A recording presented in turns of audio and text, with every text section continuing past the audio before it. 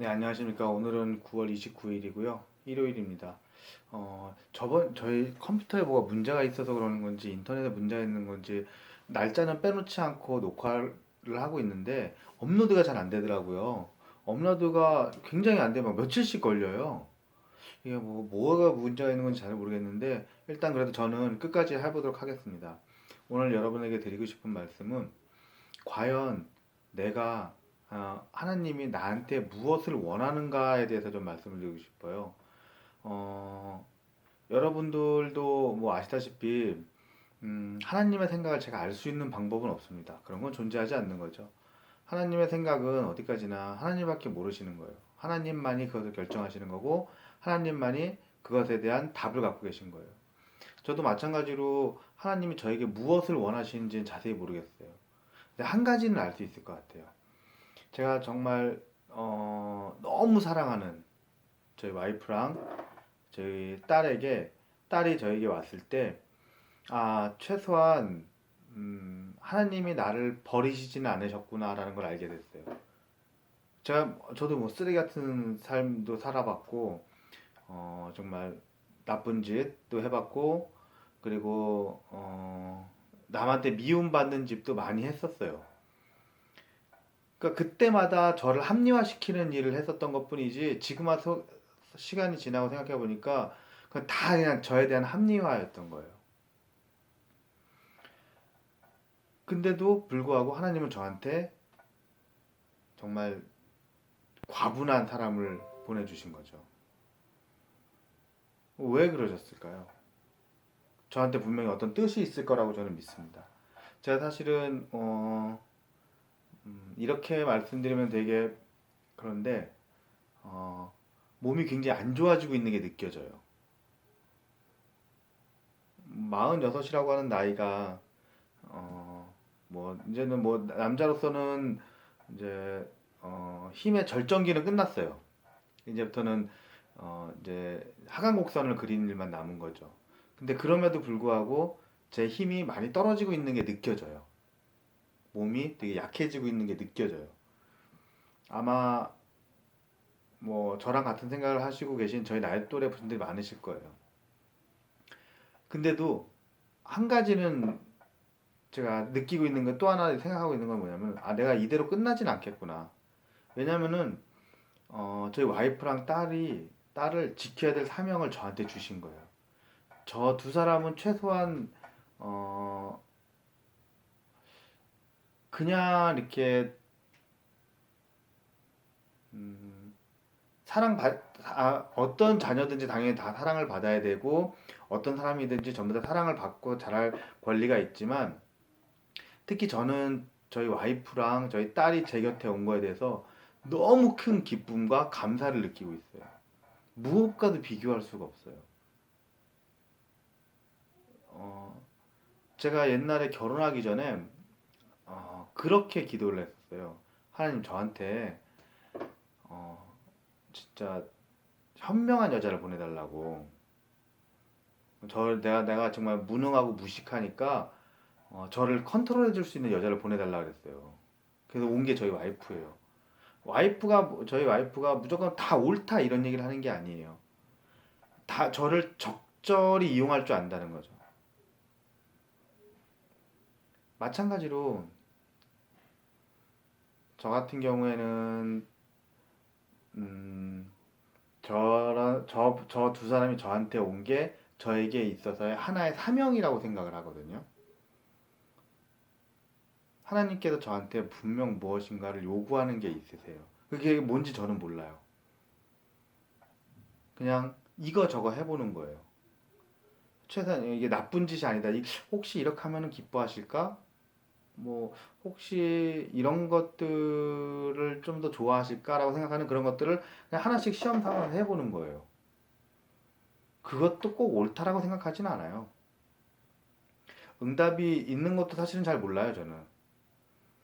그냥 내가 내 여건이 허락하고 내가 이것을 갖다 좀 해야겠다라는 생각이 들면은 그냥 해보는 거예요.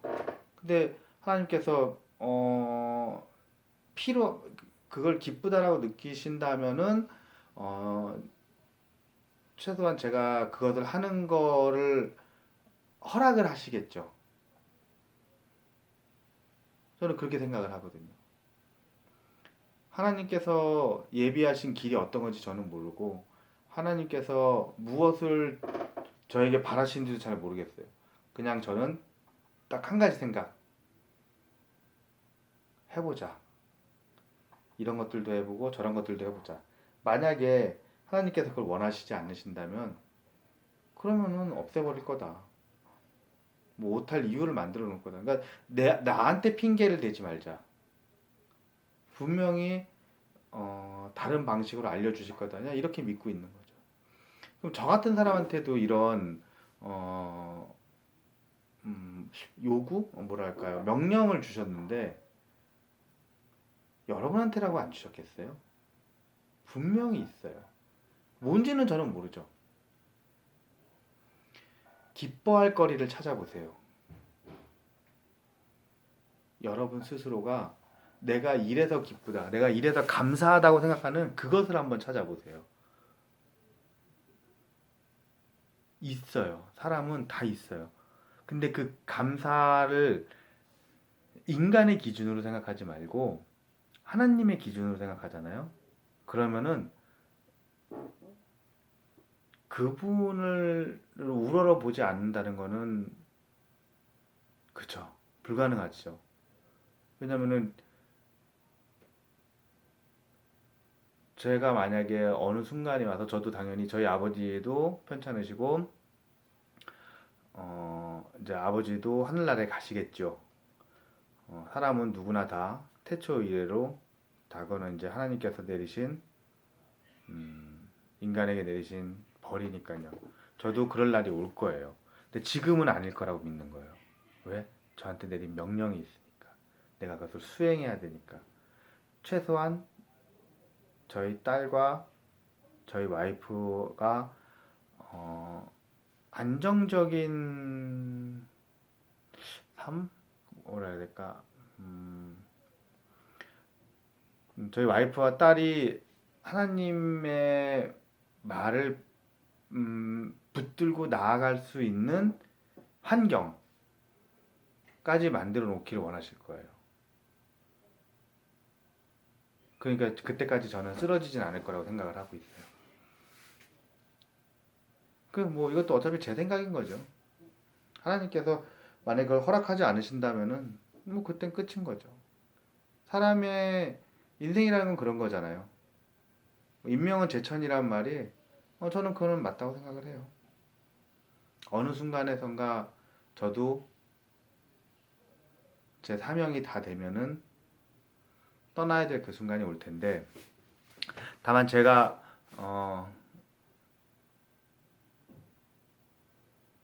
그 순간이 왔을 때 내가 하나님께서 저에게 내리신 명령을 잘 수행했는지는 한 번은 돌아봐야겠죠.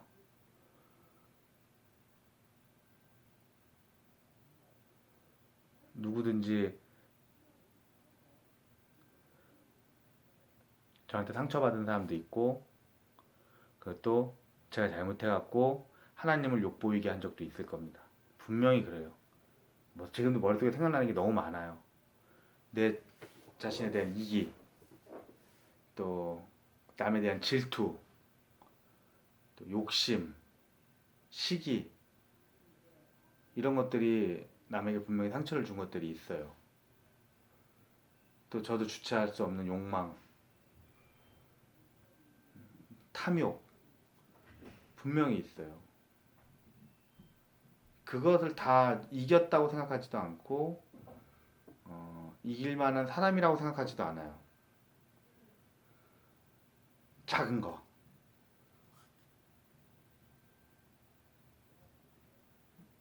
현장에서 산업 현장에서 꾸준히 일하면서 그 작은 물질을 갖고 저희 와이프나 딸에게 최소한의 그 행복을 누릴 수 있는 안정적인 삶을 살 수 있게끔 해주는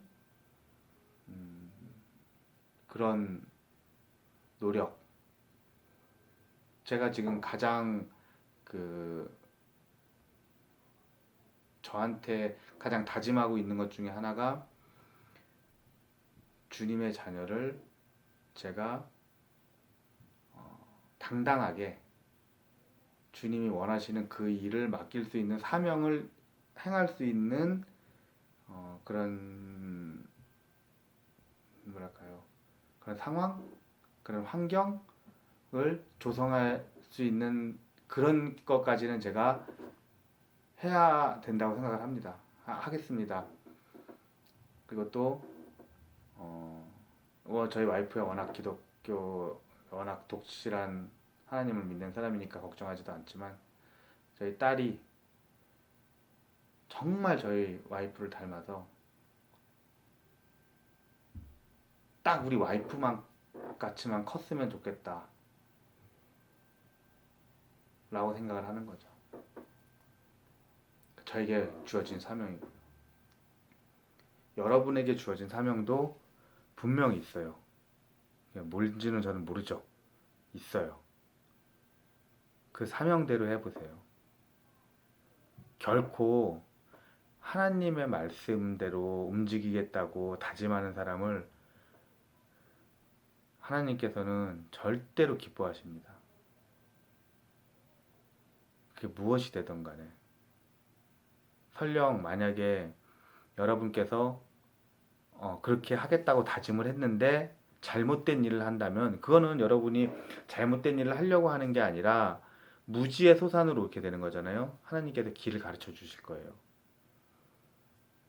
네가 마음은 그런데 네가 현재 잘못된 길로 가고 있구나. 네가 나쁘게 하려고 그러는 게 아니라 정말 좋은 마음, 정말 나에 대한 존경심이 있고 경외심이 있는데 그 잘못 알고 있는 거구나. 내가 바른 길로 가게 해줄게 라고 해주실 거예요. 절대 질책하지 않으실 겁니다.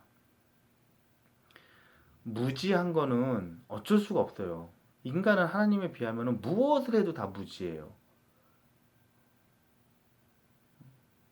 1억을 갖고 있는 사람한테 내가 100원이든 110원 갖고 있든 그 사람한테 1억 갖고 있는 사람이 100원, 상대편이 100원 갖고 있고 110원 갖고 있는 게 뭘 그렇게 중요하겠어요.